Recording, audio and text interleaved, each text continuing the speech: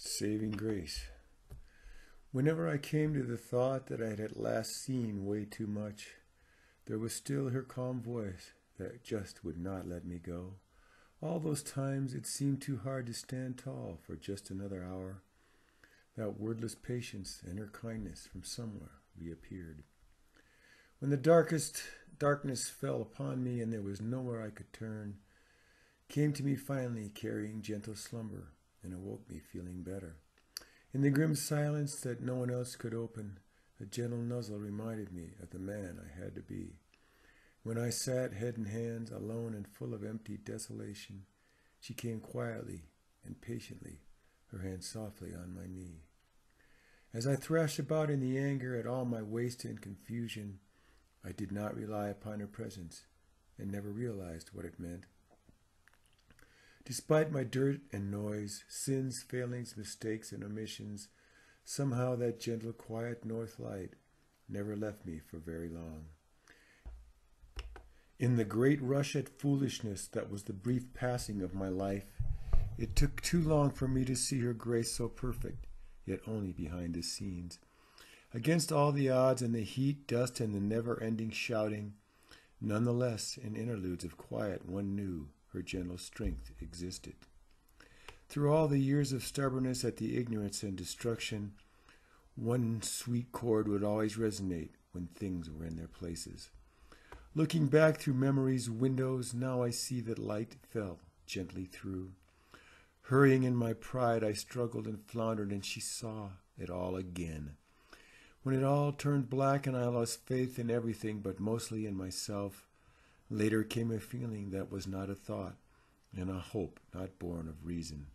Awakened, as I often was, from restless dreams of my many failures, a gentle presence glided in just before the morning birds began to call. Often when I summed up to little the events and actions of my life, she came, asking nothing from me, saying nothing to me, quiet yet so complete. Charging forward to unknown destinations, cursing myself and the world, never realizing the quiet web she spun so lightly all around me. Howling out my isolation and cold and bitter emptiness, I sometimes wept.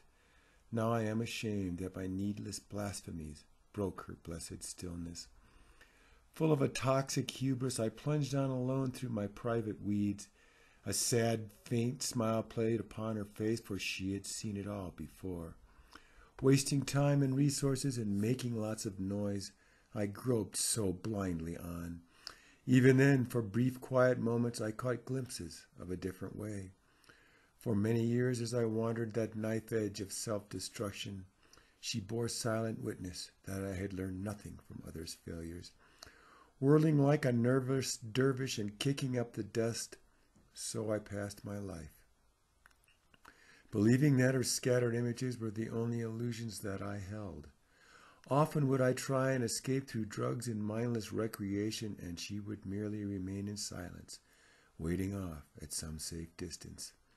As I trampled mindlessly on things beautiful that did not defend themselves, she stood in sadness to see if I, like others, would slip away in blindness.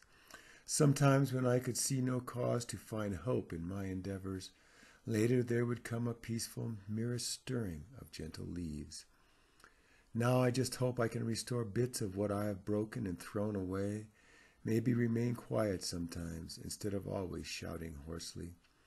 And these days when it gets too noisy and acrid smoke is choking me, at least now I finally see the uselessness of the silly rage that fills me.